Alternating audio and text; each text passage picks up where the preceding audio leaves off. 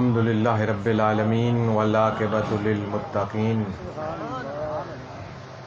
والصلاة والسلام علی سید الانبیاء والمرسلین اما بعد فاعوذ باللہ من الشیطان الرجیم بسم اللہ الرحمن الرحیم واقیموا الصلاۃ صدق اللہ العظیم وصدق رسولہ النبی الکریم الامین ونحن علی ذلک لمن الشاہدین والشاکرین والحمدللہ رب العالمین۔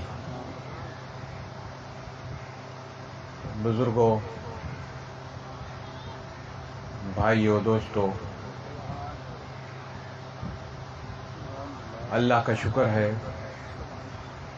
کہ جس کے کرم سے اور مہربانی سے آج اس وقت ہم ایک ایسی محفل میں شریک ہیں جس میں اللہ اور اس کے رسول کا ذکر جاری اور ساری ہے، اور اس کے بعد یہ دیکھ کر نہایت خوشی ہو رہی ہے کہ تمام میرے مسلمان بھائی اور پیر بھائی، بزرگ اور پیچھے نظر آنے والی خواتین سب ایک بڑے با ادب طریقے سے بیٹھے۔ محفلیں تو بہت ہوتی ہیں میلاد مصطفیٰ کے نام پر، لیکن ان میں بدتمیزی بھی کمال ہوتی ہے۔ کس طرح خوبصورت آپ لگ رہے ہو بیٹھے ہوئے، اور ایسی محفلیں بھی دیکھی ہیں، کوئی ادھر سے اٹھتا ہے، کوئی ادھر سے بیٹھتا ہے، کوئی ادھر جاتا ہے، کوئی ادھر جا رہا ہے، کوئی ڈھول ڈھمکوں پر نعتیں پڑھتا ہے، کوئی ہاتھ کھڑے کرواتا ہے تو کوئی بندوں کو کھڑا کرواتا ہے، تو کوئی طرح طرح کے نعرے لگواتا ہے۔ یہ سب باتیں پتہ نہیں کہاں سے آ گئیں۔ جیسے ابھی مجھ سے پہلے شاکر صاحب نے کہا، صحابہ کے وقت میں تو اس طرح کے میلاد نہیں ہوتے تھے، صحابہ کے وقت میں ایسے میلاد ہوتے تھے جیسے آپ منا کے بیٹھے ہو، کہ ادب سے، محبت سے، خلوص سے بیٹھ کر دیدار یار کیا جاتا تھا۔ یہ جو ہمیں ادب مل گیا ہے، یہ نہ سمجھو کہ ہم کوئی بڑے پڑھے لکھے ہیں تو ادب سے بیٹھے ہیں، یہ کسی بٹھانے والے کے بیٹھے ہیں۔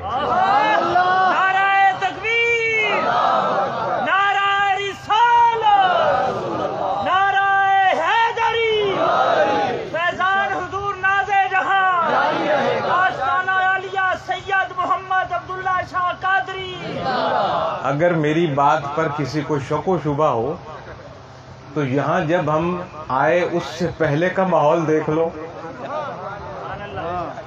جتنی دیر ہم یہاں بیٹھے ہیں یہ ماحول دیکھ لو، اور جب ہم اٹھ کر جائیں گے اس کے بعد ماحول دیکھ لینا، موازنہ کر لینا، ہمارا ادب نظر آ جائے گا۔ یہ جو ادب سے یہاں آپ اور میں بیٹھے ہیں، یہ چند لمحے پہلے ادب نہیں تھا، آ گیا، بٹھانے والے نے بٹھا دیا، با ادب بٹھا دیا۔ اور بٹھانے والا کون ہے؟ آپ اور میری جان کا مالک سید محمد عبداللہ شاہ رحمۃ اللہ۔ یہ ادب ہوتا ہے۔ وَأَقِیمُوا الصَّلَاةَ، رب العزت نے فرمایا صلاۃ کو قائم کرو،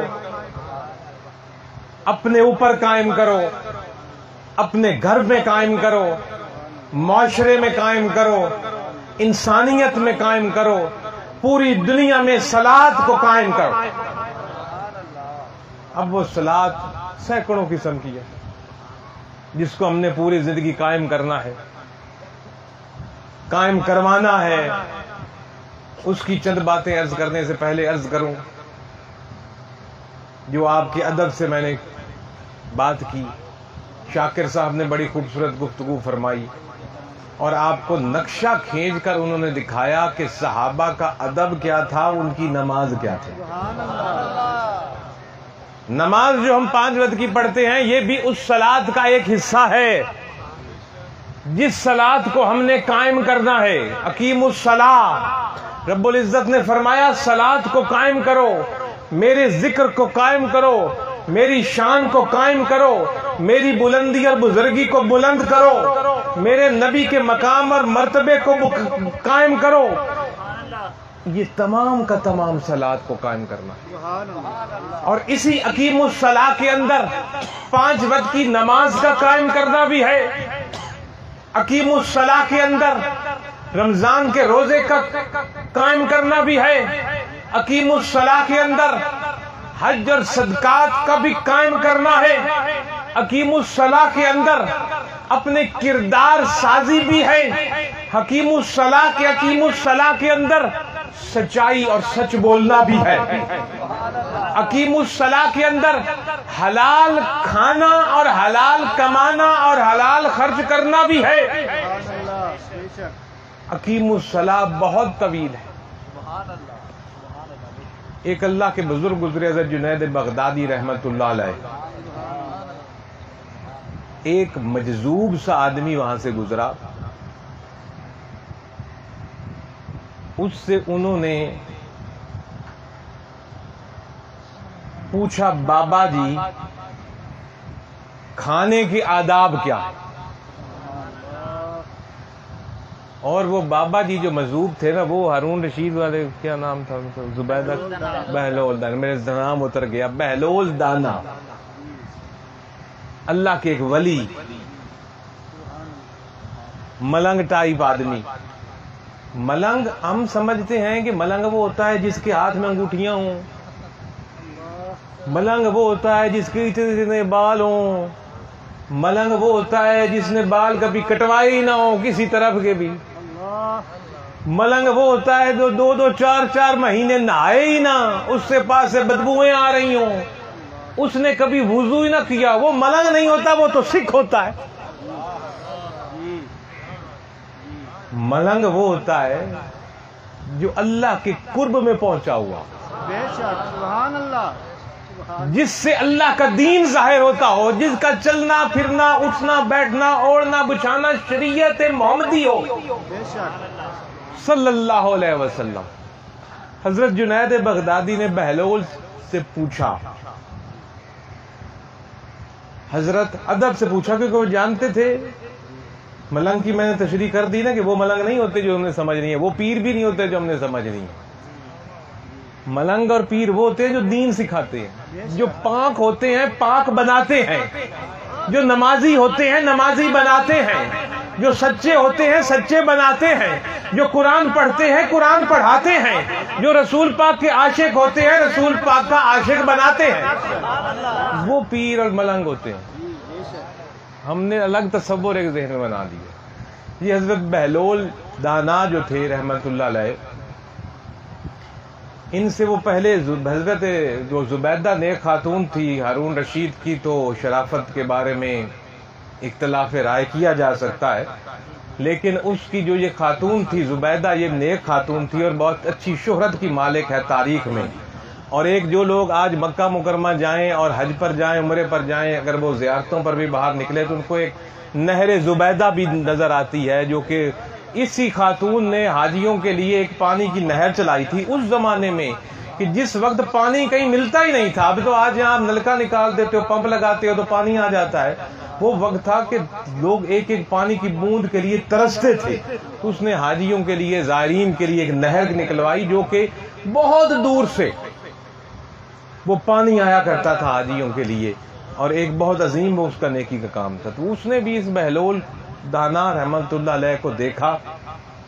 بہلول دانا کی عادت تھی یہ ریت کے کنارے پر بیٹھ کر ایسے ہی گھر بناتے تھے، ریت کے توڑ دیتے تھے، گھر بناتے تھے، ریت کے توڑ دیتے تھے۔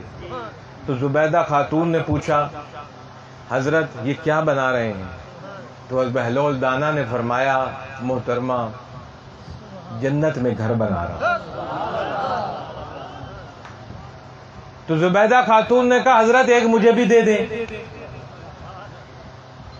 تو بہلول دانا نے کہا بعض جگہ پہ بھی ہار لگے گا، بعض جگہ پہ انگوٹھی لگے گی، مختلف کتابوں میں مختلف چیزیں کیونکہ تاریخ کی جو بھی بات ہوتی ہے وہ لفظ ب لفظ حرف بحرف بالکل صحیح ہم تک تو نہیں پہنچتی، اوپر نیچے کچھ ہوا ہوتا ہے تھوڑا بہت، لیکن مفہوم اور معنی مقصد ہوتا ہے کہ مفہوم اور معنی اس بات کا وہی رہے، چاہے الفاظ کچھ اوپر نیچے ہو جائیں۔ تو انہوں نے کہا کہ جنت کے محل بنا رہا ہوں، گھر بنا رہا ہوں۔ تو زبیدہ خاتون نے کہا کہ حضرت ایک مجھے دے دیں۔ آپ نے فرمایا یہ تمہارا موتیوں کا جو ہار ہے یہ دے دو اور جنت کے محل لے لو۔ اس خاتون نے وہ ہار اتارا اور دے دیا، یہ ہار لے جی اور مجھے محل دے دیے۔ جو نے کہا جاؤ محل تمہارا ہوا۔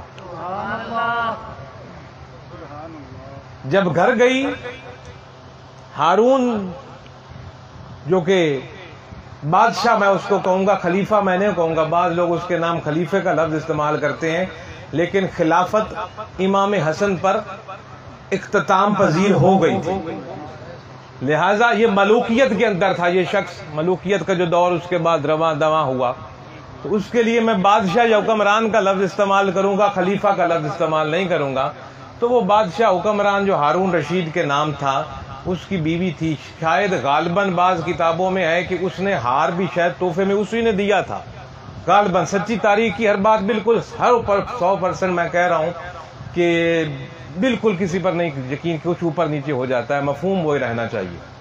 کہا کہ وہ ہار کدھر ہے؟ تو اس نے کہا کہ وہ تو فلانی جگہ پر ایک اللہ کا بندہ بیٹھا تھا، جنت کے محل بنا رہا تھا، تو میں نے کہا مجھے بھی ایک دے دیجئے۔ انہوں نے کہا یہ ہار دے دو تو محل لے لو، میں ہار دے آئی۔ ہارون رشید نے کہا کسی ٹھگ پہ لگی ہو جا، ہار بھی ٹھگا آئی ہو، اب وہ بیٹھا ریر سے یہاں گھروندے بنا رہا، اور جنت کہاں، اس کے محل کہاں؟ یہ دینے والے لوگ ایسے ہوتے ہیں، اب اس کو کیا پتا، دینے والے تو ایسے ہی ہوتے ہیں۔ سبحان اللہ، بے شک۔ مدینے ہی کی سرزمین پر تیرے اور میرے نبی نے فرمایا ابو بکر جنتی، سبحان اللہ، بے شک۔ عمر جنتی، عثمان جنتی، علی جنتی، زبیر جنتی، سعد جنتی، عشرہ مبشرہ کے آپ نے نام گنوا دی۔ یہی نہیں بلکہ فرما دیا میرے نواسا حسن اور حسین جنت کا سردار، اور میری بیٹی جنتی عورتوں کی سردار۔ تو وہ جو جنت دینے والے یہی تو ہوتے ہیں، لینے والا کوئی بنے۔ یہ جو دنیا کا بازار ہے نا، اسی بازار سے جنت بھی ملتی ہے، دوزخ بھی ملتی ہے۔ ہم نے یہیں سے جنت اور دوزخ لے کر قبر میں جانی ہے۔ بک رہی ہے یہاں جنت اور بک رہی ہے یہیں دوزخ۔ اللہ ہمیں ایسے خریداروں کے ساتھ لگا دے، اور اس نے لگایا ہے، جس کی نسبت سے اتنے ادب سے بیٹھے ہیں کہ ہم جنت کے ہی خریدار بن کر یہاں سے جائیں اور جنت کو لے کر جائیں۔ اور کچھ نے کہا بھائی مائی کسی ٹھگ پہ لگی ہے، جہاں اتنا قیمتی موتیوں کا ہار ٹھگا آئی ہے۔ وہ خاتون بھی چپ کر گئی، بندہ چپ ہی کر جاتا ہے، کیا کہے ایسے آگے سے۔ رات کو خواب میں وہ ہارون رشید دیکھتا ہے کہ جنت ہے، یہ آگ ٹہل رہا ہے، تو ایک محل کے اوپر اس کی بیوی کا نام لکھا ہوا ہے کہ یہ محل زبیدہ خاتون کا ہے۔ وہ اندر جانے لگا تو دربانوں نے روکا کہ بھائی کہاں جا رہے ہو، اندر نہیں جا سکتے۔ اس نے کہا یہ میری بیوی کا محل ہے، اوپر اس کا نام نہیں دیکھ رہا۔ تو اس نے کہا تیری بیوی کا، تیرا تو نہیں ہے نا، تو لے کر اپنا محل۔ قبر ہر کسی کی اپنی اپنی، کیا پتا کسی کی بیوی کس سے اوپر مقام پہ ہو، کیا پتا کسی کا شوہر کس سے اوپر مقام پر ہو۔ یہ تو یہاں کی بانٹیں ہیں نا، وہاں تو الگ اور طریقے سے شانیں ہوں گی نا، ہر کسی کی اپنے عمل سے۔ صبح اٹھا، پہنچ گیا وہیں زبیدہ کو کہ مجھے کہاں وہ ملا تھا تمہیں بزرگ، مجھے لے چلو وہاں۔ دیکھا تو وہ بزرگ ویسے ہی گھروندے بنا رہے ہیں۔ پوچھا بابا جی کیا بنا رہے ہو؟ جنت کا گھر بنا رہا ہوں، مجھے بھی دے دو۔ دے دیتا ہوں، لیکن پوری بادشاہی لگے گی، پوری بادشاہی دے دو، جنت کا گھر لے جاؤ، محل لے جاؤ۔ ہارون رشید کہنے لگا حضرت میری بیوی کو ایک موتیوں کے ہار یا ایک انگوٹھی کے بدلے اور مجھے پوری بادشاہی کے بدلے بزرگ نے فرمایا اس نے ان ڈٹھا سودا کیا تھا، تو رات کو دیکھ کے آیا۔ سبحان اللہ۔ اسی لیے تو قرآن کے پہلے صفحے پہ لکھا ہے الف لام میم ذالک الکتاب لا ریب فیہ ھدی للمتقین الذین یؤمنون بالغیب۔ سبحان اللہ۔ جنہوں نے ان ڈٹھا سودا کیا ہے نا، ان ڈٹھا، یہ قرآن بھی ہدایت انہی کو دے گا۔ اور جس نے ان ڈٹھا سودا کیا ہے جنت کا مال بھی وہ لے گئی تو پوری بادشاہی گئی۔ یہ وہی بہلول ہے۔ جنید بغدادی نے کہا حضرت مجھے آپ سے ایک سوال پوچھنا ہے، اور سوال یہ ہے کہ کھانا کھانے کے آداب کیا ہیں؟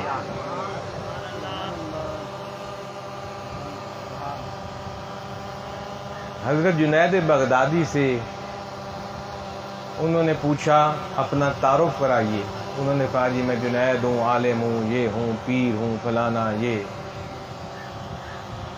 تو بہلول نے کہا کہ بتائیے جی کھانا کھانے کے آداب میں نے پتہ کرنے ہیں کیا ہے۔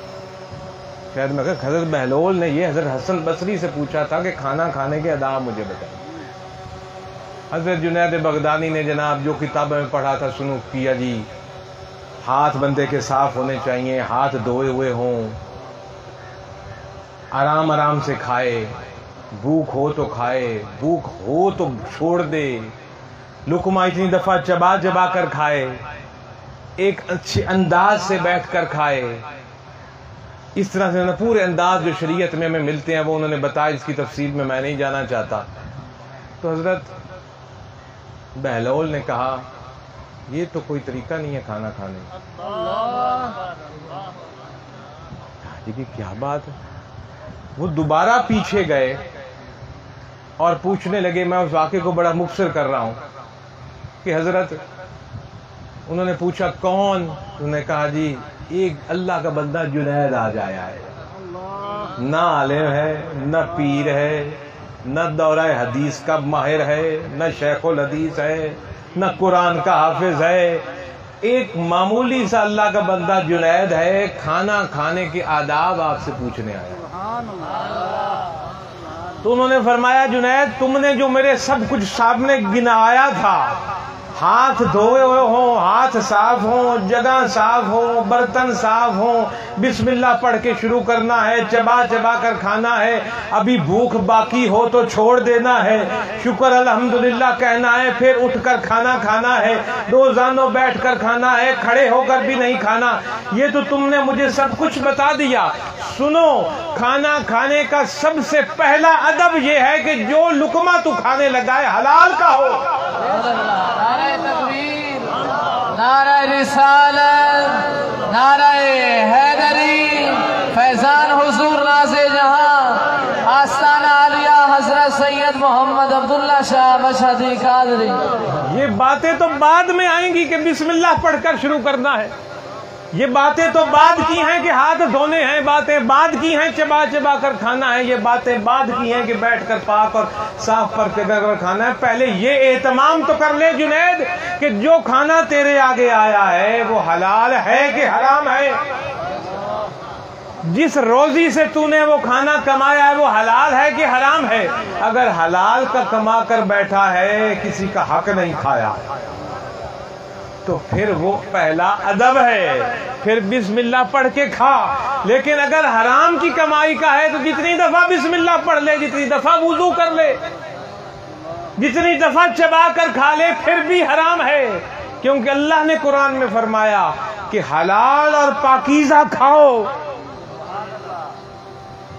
بعض دفعہ کوئی حلال چیز بھی حلال نہیں رہتی جب کمائی حرام کی ہو۔ یہ میں نے اقیم الصلاۃ آپ کو بتایا نا، یہ اقیم الصلاۃ ہی کا حصہ ہے۔ یہ نماز کو قائم کرنا، صلاۃ کو قائم کرنا، اللہ کے ذکر کو قائم کرنا، اس میں سب سے پہلی چیز حلال کمائی ہے جس پر ہماری توجہ نہیں ہوتی۔ یہ ہم کہتے ہیں جی کہ خنزیر کا گوشت حرام، الکوہل یا نشہ حرام، یہ چیزیں حرام ہیں، یہ اپنی جگہ پر حرام ہیں اور حرام کھڑی ہیں، لیکن بعض دفعہ حلال خوراک بھی ہمارے لیے حرام بن جاتی ہے کیونکہ وہ پاکیزہ نہیں رہتی۔ خنزیر کا گوشت تو حرام ٹھہرا، سرے سے حرام ٹھہرا گیا ہے اور آپ کے سامنے پکا کر لایا گیا ہے۔ حلال تو ہے کیونکہ رب کا ذکر لے کر اس پر ذبح کیا گیا، اس صورت میں وہ گوشت تو حلال ہو گیا، لیکن پاکیزہ تمہارے لیے تب بنے گا جس روپوں سے وہ گوشت کا کلو خرید کے آیا ہے نا، وہ روپے حلال کے ہوں،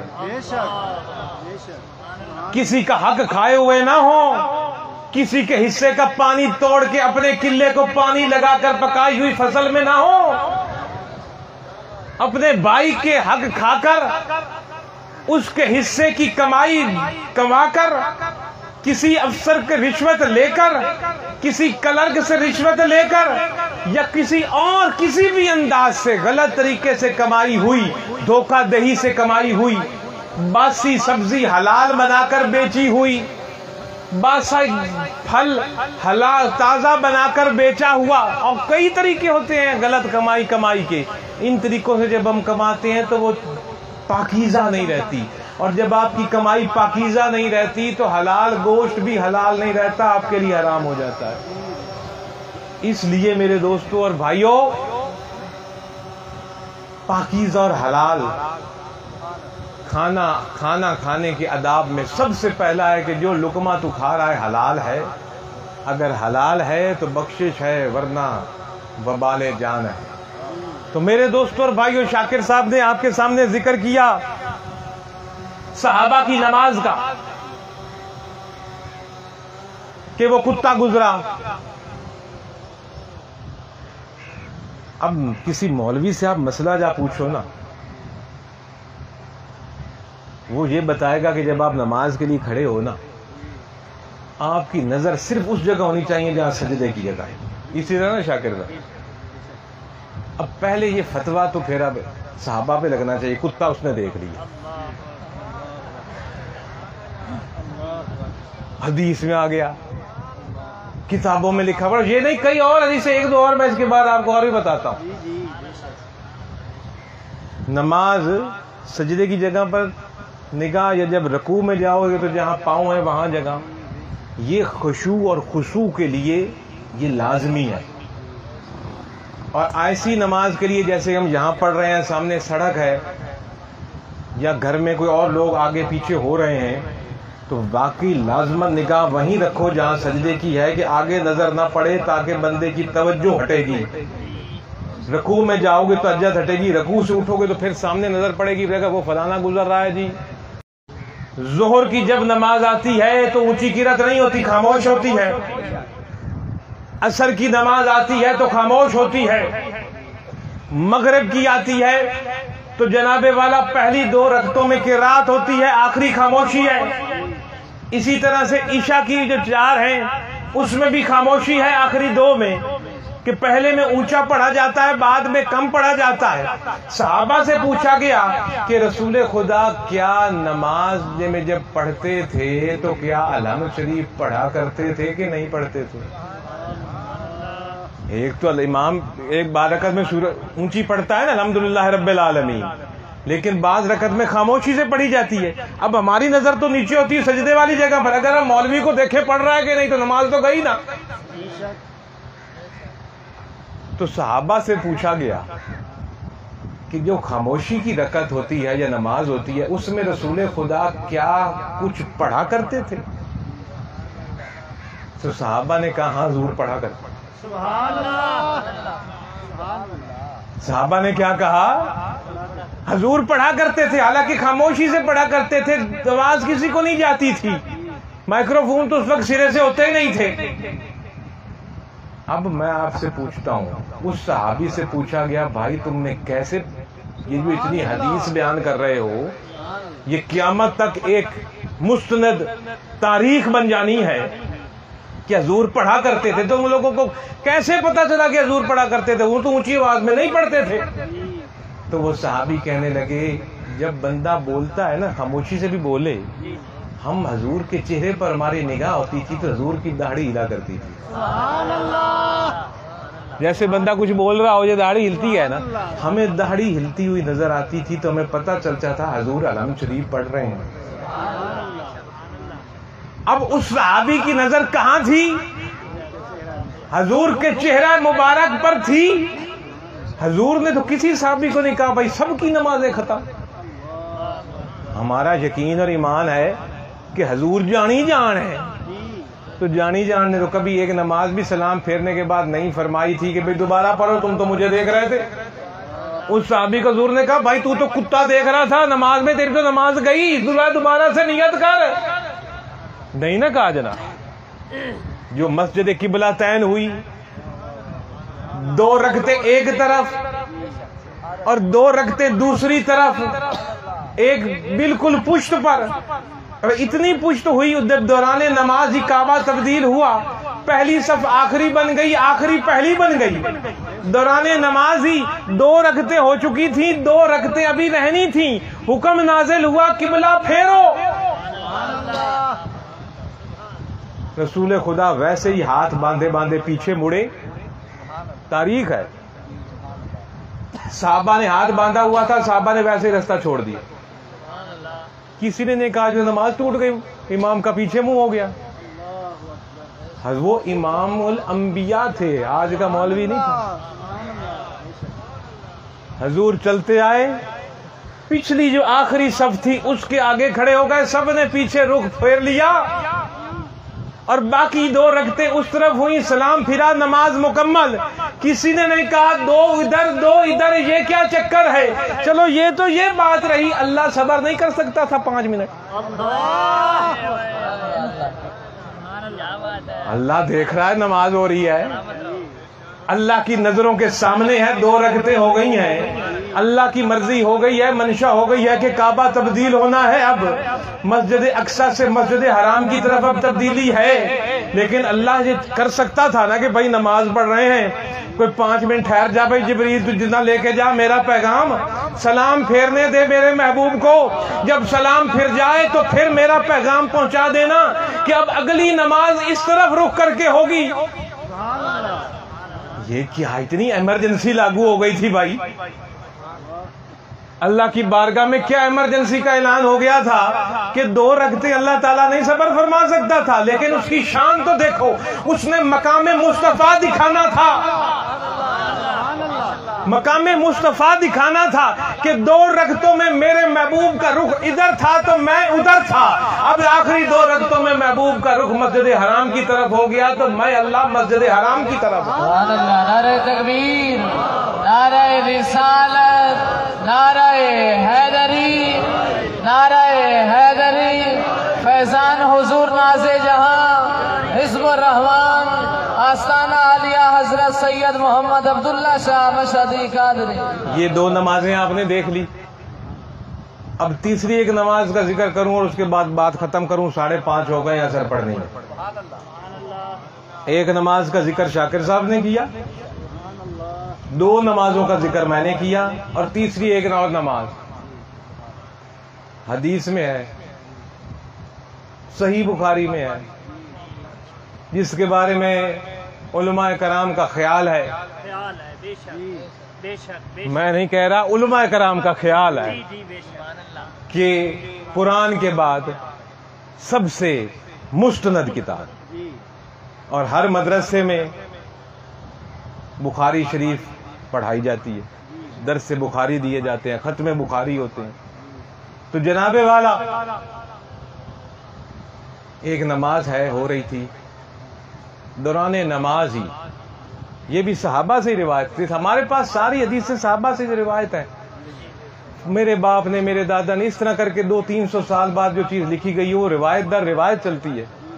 کوئی بھی حدیث میرے بھائیوں رسول خدا کے الفاظ نہیں ہے، مفہوم وہی ہے.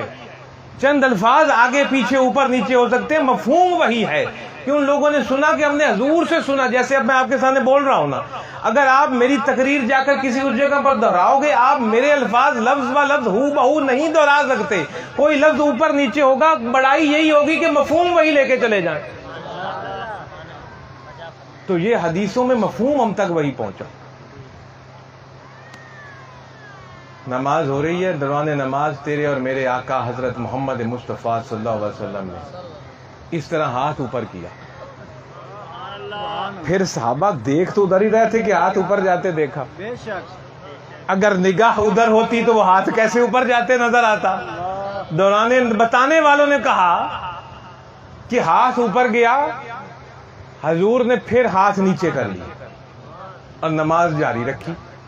نماز جب ختم ہوئی تو سوال کیا گیا، سرکار آپ نے ایک آج نئی چیز ہم نے دیکھی. حضور نے اس کے سوال کے جواب میں یہ نہیں فرمایا بھائی تو مجھے دیکھ رہے تھے، نماز تو ٹوٹ گئی. نماز تو اللہ کی تھی، اس میں کسی غیر کا خیال آ جائے تو نماز ٹوٹ جاتی. ہاں، نماز میں غیر کا خیال آئے تو ٹوٹ جاتی ہے. نبی غیر نہیں ہے، نبی اللہ کا رسول ہے. رسول کہتے ہوئے ہیں بھیجا ہوا، رسول اللہ اللہ کا بھیجا ہوا، وہ غیر نہیں ہے. غیر تو میں زید بکر ہو سکتے ہیں، اللہ کا رسول اور نبی غیر نہیں، اللہ کا نبی اور رسول ہے. اس کا خیال تو آنا نماز کو کامل کرتا ہے. تو جناب والا حضور نے فرمایا میں جب نماز پڑھ رہا تھا تو میری نظر عرش پر پڑی اور میری نظر جنت پر پہنچی، اور میری نظر جنت میں لگے ہوئے ایک درخت پر پہنچی اور درخت پر لگے ہوئے کھجور کے درخت پر پہنچی اور کھجور کے درخت پر لگی ہوئی کھجوروں پر پہنچی. قربان جائیں اس نبی کی نگاہ پر جو ہے تو مدینے پر، لیکن نگاہ دیکھ عرش پر رہی ہے اور جنت کو رہی ہے اور جنت میں لگی ہوئی درخت پر کھجور کو رہی ہے. کیا تیرے اور میرے دل کو نہیں دیکھ رہی؟ تیرے اور میرے عملوں کو نہیں دیکھ رہی؟ نگاہ پڑی تو میں نے پہلے چاہا کہ وہ کھجور توڑوں اور لے آؤں اور خود بھی کھاؤں اور آپ کو دوں. پھر میں نے ارادہ ترک کر دیا اور کھجور کا وہ جو گچھا تھا اس کو نہیں توڑا اور ایسے ہی ہاتھ واپس لے آئے. اب نہ نماز رسول اللہ کی ٹوٹی نہ صحابہ کی ٹوٹی. چلو یہ تو نماز ہو گئی اس کی. اب آگے جو آتا 5:30 ہو گئے، بات ختم کرتا ہوں 3 نمازوں تک. اب نماز کے الفاظ پر آ جاؤ. جو میں نے اقیم الصلاۃ لفظ پڑھا تھا شروع میں، یہ میں اس کی گفتگو کر رہا ہوں. صلاۃ نماز کیا ہے؟ نماز آپ پڑھتے ہو، نماز پڑھتے ہو، کوشش کیا کرو جو ہم نماز پڑھتے ہیں نا اس کا جو معنی اور مفہوم ہے نا اس کو یاد کر لو. اگر یاد کر لو تو تمہیں نماز کی چس آ جائے گا. جس کو پتا ہو نا کہ میں نماز میں جو پڑھ رہا ہوں پڑھ کیا رہا ہوں، الحمدللہ رب العالمین کیا معنی ہے، مالک یوم الدین کون ہے، ایاک نعبد و ایاک نستعین کیا ہے، اہدنا الصراط المستقیم کیا ہے، صراط الذین انعمت علیہم کیا ہے، غیر المغضوب علیہم ولا الضالین کیا ہے، سبحان ربی الاعلی کیا ہے، سبحان ربی العظیم کیا ہے، التحیات للہ والصلاۃ والطیبات کیا ہے. اگر یہ ہمیں پڑھنا لگ جائے تو میں آپ سے کہہ رہا ہوں نماز کی چس آ جائے گی. ایک نماز ایسی پڑھ کے دیکھ لے میرے کہنے سے. حالانکہ ہماری تیرے میرے سمے نماز ایسی ہوتی ہے، ابھی نماز کے بعد فلانے سے بھی ملنا ہے، ابھی نماز کے بعد ادھر بھی جانا ہے، روٹی بھی کھانی ہے، فلانے سے ملنا ہے. چلو پڑھ، فرض تو ادا ہو گیا، شکر ہے وہ تو ہوا. لیکن اگر چس لینی ہے تو مفہوم اور معنی کے ساتھ ایک دفعہ پڑھ کے دیکھ لیں. اب جب نماز پڑھتے ہیں ساری اللہ کی حمد و تسبیح اور اس کی بزرگی اور تمام پڑھنے کے بعد جب التحیات میں آتے ہیں کہ تو سب کچھ سنتا ہے، سب کچھ دیکھتا ہے، تو سب کی صدائیں بھی سنتا ہے، اس کے بعد آگے جب ہم پڑھتے ہیں کیا لفظ ہے؟ الصلاۃ والسلام علیک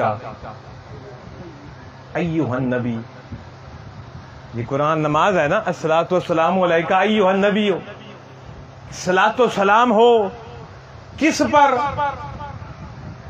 اس نبی پر نہیں جو مدینے میں ہے، اس نبی پر نہیں جس کا روضہ اقدس مدینے میں ہے، اس نبی پر نہیں جو 1500 سال پہلے روضہ مبارک میں تشریف فرما گئے.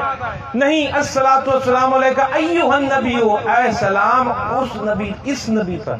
ایھا النبی، یہ جو نبی ہیں ان پر سلام.